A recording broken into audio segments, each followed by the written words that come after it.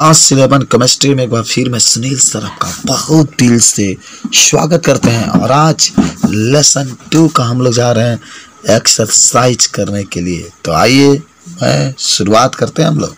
चलिए भैया देखिए, आपके पास क्वेश्चन एक आता है कि 1 ग्राम भार में इलेक्ट्रॉनों की संख्या का परिकलन कीजिए। समझिए। और सेकेंड कहता है कि 1 मोल इलेक्ट्रॉन के द्रव्यमान और आवेश का परिकलन कीजिए। जरा देखिए, 1 ग्राम भार में इलेक्ट्रॉनों की संख्या पूछता है। आइए, आपको याद होगा कि 1 इलेक्ट्रॉन का द्रव्यमान जो होता है 9.1094 गुणे 10 के पावर -31 किलोग्राम होता है। लेकिन जब बात ग्राम में कहा है तो आप इसको ग्राम में चेंज करेंगे तो किलोग्राम जहाँ पर है तहाँ 1000 से आप गुणा कर देंगे तो 9.1094 गुणे 10 के पावर -28, क्योंकि जब आप 1000 से गुणा करेंगे तो 31 में से 10 के पावर 3 घटा देंगे तो 10 के पावर -28 ग्राम हो जाएगा। लेकिन बात क्या कहा है कि 1 ग्राम भार में इलेक्ट्रॉनों की संख्या, तो 1 बटा जितना ये द्रव्यमान दिया है 9.1094 गुणे 10 के पावर -28। जब आप इससे पहले तो 10 के ऊपर 28 के ऊपर लेके जाएंगे, प्लस में दशमलव हटाएंगे, 4 अंक दिख रहे हैं 4 0, उसके बाद से भाग देंगे तो 1.098 गुणे 10 के पावर 27 आंसर प्रति ग्राम आपका आंसर आ जाएगा। लाजवाब। अच्छा, इसमें क्वेश्चन नंबर सेकेंड है 1 मोल इलेक्ट्रॉन के द्रव्यमान और आवेश का परिकलन कीजिए। कह रहा है 1 मोल इलेक्ट्रॉन के द्रव्यमान और आवेश का परिकलन कीजिए। तो आइए आपको बता दें कि जब बात कर रहे हैं 1 मोल के लिए, तब देखिए पहले तो आप जानते होंगे कि 1 मोल में उपस्थित इलेक्ट्रॉनों की संख्या 6.022 गुणे 10 के पावर 23।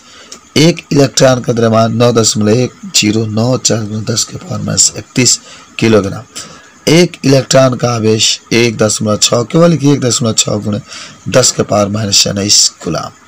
तो 1 मोल इलेक्ट्रॉन का द्रव्यमान, 1 मोल इलेक्ट्रॉन का तो जो द्रव्यमान है वह और जो अवगाद्रो संख्या है उससे गुणा कर दें, क्योंकि मोल की बात कर रहा है। खाली 1 इलेक्ट्रॉन का द्रव्यमान का था तो हम लोग 9.1, ये बात वाला नहीं लिखते तभी हो जाता, केवल 9.1 गुणे 10 के पावर -31 से लिख देते। लेकिन जब बात 1 मोल का रहेगा तो 9.1 गुणे 10 के पावर -31 गुणे 6.022 गुणे 10 के पावर 23। चलिए 9.1 से गुणा इसमें करेंगे तो 5.48 गुणे 10 के पावर -27 किलोग्राम। ठीक है ना। लेकिन 1 मोल इलेक्ट्रॉन का आवेश कहेगा तो जो आवेश है 1.602 गुणे 10 के पावर -29, और ये इलेक्ट्रॉन का तो आवेश होता है, लेकिन बात तो मोल का है ना। तो मोल का मान जो होता है 6.0022 गुणे 10 के पावर 23 होता है, गुणा कर देंगे तो आ जाएगा आपके पास 9.65 10 के पावर 4 कूलम। आपके पास आंसर आ जाएगा मेरे दोस्त। चलिए आगे बढ़ते हैं और क्वेश्चन नंबर 2 के पास चलते हैं। देखिए कहता है कि मीथेन के 1 मोल में उपस्थित इलेक्ट्रॉनों की संख्या का परिकलन कीजिए। मीथेन के 1 मोल में उपस्थित इलेक्ट्रॉनों की संख्या का परिकलन कीजिए। कितना इलेक्ट्रॉनों की संख्या होगा निकालना है। और फिर लिखा है 7 मिलीग्राम कार्बन, 14 कार्बन में न्यूट्रॉनों की संख्या। ठीक है, तो पहला इसमें कुल संख्या, तो शायद कुल द्रव्यमान ज्ञात कीजिए और उसके बाद से तीसरा नंबर क्वेश्चन भी हल करेंगे। तो पहले तो हम लोग देखते हैं कि मीथेन के 1 मोल में उपस्थित इलेक्ट्रॉनों की संख्या कितना होगा। देखते हैं कि आखिर मीथेन के 1 मोल में कितना होता है। देखिए आपको आंसर है। पहले तो एक चीज मैं बता दूं, मीथेन जिसका सूत्र होता है CH4 के 1 मोल में उपस्थित इलेक्ट्रॉनों की संख्या। 1 मोल में कितने इलेक्ट्रॉन, जितना इसका परमाणु क्रमांक होगा।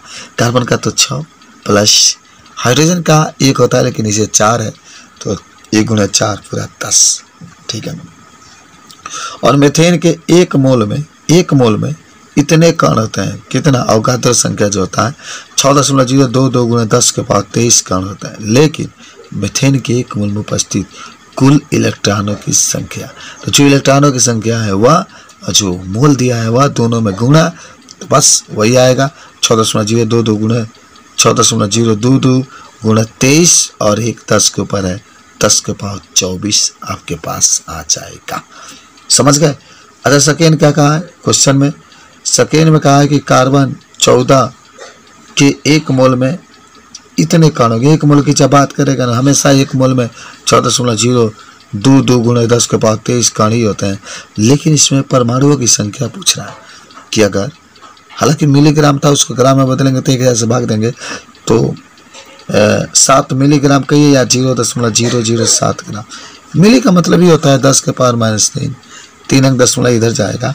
14 कार्बन उपस्थित परमाणुओं की संख्या, तो जो अवगाद्रो संख्या 6.022 गुणे 10 के पावर 23 बटा में जो परमाणु भार रहता है कार्बन का उससे भाग दे देंगे और जो इसका ग्राम दिया, यानी पढ़े भी होंगे भार बटा अणु भार, लेकिन जब परमाणुओं की संख्या कहेगा तो इसमें आप अवगाद्रो संख्या से गुणा कर देंगे तो आ जाएगा 3 इन दोनों का गुणा करके जब 14 से भाग देंगे तो 3.01 गुणा 10 के पावर 20 मेरे दोस्त। ठीक है। अच्छा इसमें एक चीज़ और है ना कि सेकेंड में आप चलेंगे तो लिखा है कि 14 कार्बन के एक परमाणु में 8 न्यूट्रॉन होते हैं। सही बात है 8 ही होंगे, कार्बन की बात हो रही है तो 7 मिलीग्राम 14 कार्बन में न्यूट्रॉनों की संख्या 3.01 गुणे 10 के पावर 23 गुणे 8 बराबर आप गुणा कर देंगे। क्यों, इतना तो भैया आया है ना परमाणुओं की संख्या, तो कुल न्यूट्रॉनों की संख्या कितना होगा, तो जितना परमाणुओं की संख्या आया है उसमें 8 न्यूट्रॉन से गुणा कर देंगे तो आ जाएगा 2.088 गुणे 10 के पावर 21 आंसर आ जाएगा। समझ गए। तो इतना आ जाएगा। खा है कि 7 मिलीग्राम कार्बन में उपस्थित न्यूट्रॉनों का द्रव्यमान जब पूछेगा तो पहले तो जो इतना आवेश कुल न्यूट्रॉनों की संख्या इतना आया और न्यूट्रॉन का द्रव्यमान देखिएगा भैया 1.67 गुणे 10 के पावर -27 है। इससे इसमें गुणा करेंगे तो 4.034 गुणे 10 के पावर -6 किलोग्राम होता है। समझ गए होंगे। अच्छा 3 नंबर क्या है ना, अमोनिया की बात करेगा ना तो NH3 लिखते हैं। जब भी अमोनिया की बात करता है तो NH3, तो आपका लिखा है कि NH3 के एक अणु में प्रोटॉनों की संख्या 4। देखिए नाइट्रोजन का 7 होता है प्लस 6, हाइड्रोजन का 1, लेकिन नीचे 3 है तो 3 से गुणा करेंगे तो 7 3 10 हो जाएगा ना।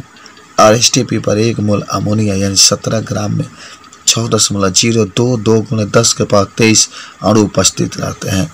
तो परमाणुओं की संख्या फिर वही भार बटा अणु भार, भार आपके पास जो दिया गया मिलीग्राम में है भैया, आप इसको 1000 से भाग देंगे तो ग्राम में होगा। तो 6.022 गुणे 10 के पावर 23 गुणे 0.034 बटा में 17 जब भाग देंगे तो 1.2044 गुणे 10 के पावर 21 आपके पास आ जाएगा। आगे कहता है कि 34 मिलीग्राम अमोनिया में प्रोटॉनों की कुल द्रव्यमान, प्रोटॉनों की संख्या कितना होगा अमोनिया में, अभी निकाले थे ना आप, तो इतना निकला है देख रहे हैं ना।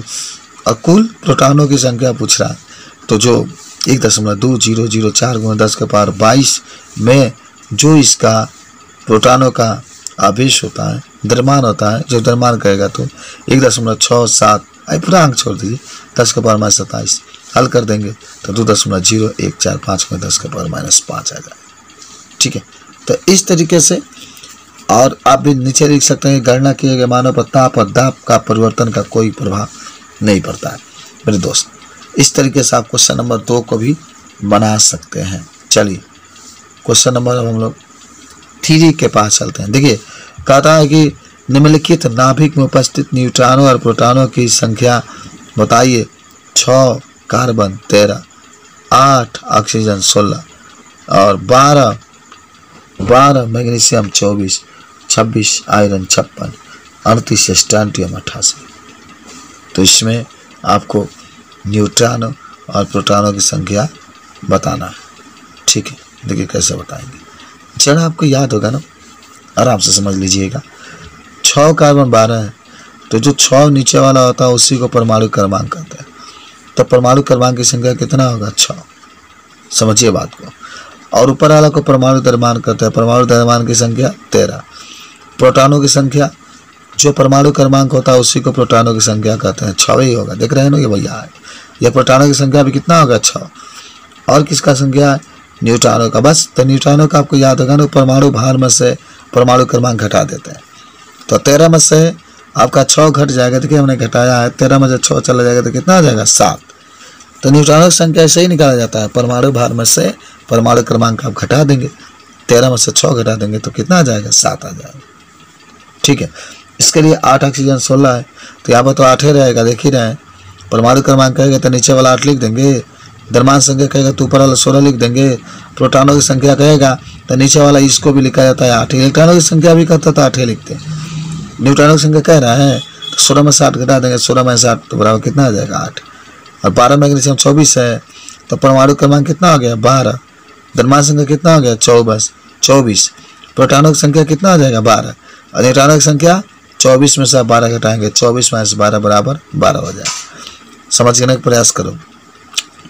26 आयरन 56 है, तो परमाणु क्रमांक तो यही है 26, द्रव्यमान संख्या ऊपर वाला 56 होता है, प्रोटॉनों की संख्या भी 26 ही होगा जब नीचे 26 है। तो हालांकि न्यूट्रॉनों की संख्या निकालना है तो 56 में से 26 घटा देंगे, 56 माइनस 26 बराबर 30 आ जाएगा।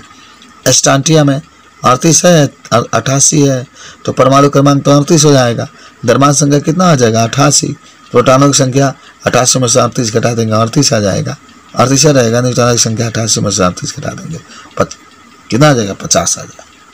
समझ गए बात को, लगा लेंगे ना, लग जाएगा।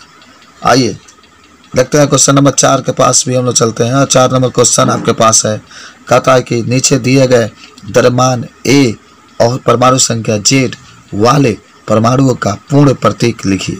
आसान सा क्वेश्चन है, देख रहे हैं ना, नीचे दिए गए परमाणु द्रव्यमान A और परमाणु संख्या Z वाले परमाणुओं का पूर्ण प्रतीक लिखिए। पहला आपका है Z, जिसको परमाणु क्रमांक कहते हैं 1 है, ए आपका परमाणु भार है, इसका मान 35, दूसरा आपका Z का मान 92 है, ए आपका 233 दिया गया, तीसरा आपका Z का मान 4 है, ए का मान 9। याद करो, बहुत ही सिंपल सा है। अच्छा, जब परमाणु क्रमांक है यहाँ पर 17 दिया है पहले, ठीक है ना, छोड़ दिया है थोड़ा, और परमाणु भार है 35, तो 17 क्लोरीन का होता है, 17 क्लोरीन 35 हो जाएगा। Z है 92 लिखते हैं, और यूटेरियम 233 लिखते हैं, 92 U 233, और तीसरा क्या आपका है परमाणु क्रमांक 4 बेरिलियम 9, 4 बेरिलियम 9। इस तरीके से आप इसका बता सकते हैं। समझ गए। आइए क्वेश्चन नंबर 5 के पास चलते हैं हम लोग, एक और क्वेश्चन इसमें सॉल्व करते हैं। देखो भैया 5 क्वेश्चन कहता है कि सोडियम लैंप द्वारा उत्सर्जित पीले प्रकाश की तरंग दैर्घ्य 580 मिलीमीटर है। सोडियम लैंप द्वारा उत्सर्जित पीले प्रकाश की तरंग दैर्घ्य लैम्डा का मान 580 मिलीमीटर है। इसकी आवृत्ति म्यू और तरंग की संख्या न्यू की परिकलन कीजिए। यानी आपको आवृत्ति निकालना है, तरंगों की संख्या निकालना है। देखिए आपको बताते हैं हम, जब तरंग दैर्घ्य कहेगा तो लैम्डा से प्रदर्शित करते हैं, 580 नैनोमीटर आपका दिया है, तो 580 वैसे ही लिखेंगे, जहाँ नैनो है वहाँ 10 के पावर -9 लिखेंगे तो मीटर आ जाएगा। सी का मान फिक्स है, प्रकाश की जो चाल होता है 3.0 × 10 के ऊपर 8 नैनो मीटर पर सेकेंड होता है। सी का मान 3.0 × 10 के पावर 8 मीटर पर सेकेंड होता है। ठीक है, तो आपको बता दें न्यू जब भी निकालना होगा ना तो सी बटा लैम्डा, अगर लैम्डा निकालना होगा तो सी बटा म्यू। तो यहाँ पर सी बटा लैम्डा, सी का मान आपको मालूम है 3.0 × 10 के पावर 8, लैम्डा का मान आपको मालूम है 580 × 10 के पावर -9, 9 ऊपर चला जाएगा तो 8 9 17 हो जाएगा। चलिए पहले ये तो दशमलव हटाएंगे तो 0, 1 0 से 1 0 हल करेंगे तो 5.17 × 10 के पावर 14 प्रति सेकेंड आ जाएगा। उसके बाद से जब तरंगों की संख्या पूछेगा तो 1 बटा लैम्डा होता है, तो 1 बटा जब लैम्डा है तो लैम्डा का मान 580 × 10 के पावर -9 है, 580 × 10 के पावर -9 है। उसके बाद से आप 9 को ऊपर लेके जाएंगे, फिर आप भाग वगैरह कर देंगे 580 से 1 में, तो 1.72 × 10 के पावर 6 इसका प्रति मीटर आंसर आ जाएगा। समझ गए। तो इस तरीके से आज हम लोगों ने इस वीडियो में क्वेश्चन नंबर 5 तक हल किए। नेक्स्ट वीडियो में हम लोग क्वेश्चन नंबर 10 तक हल करेंगे। तब तक के लिए धन्यवाद।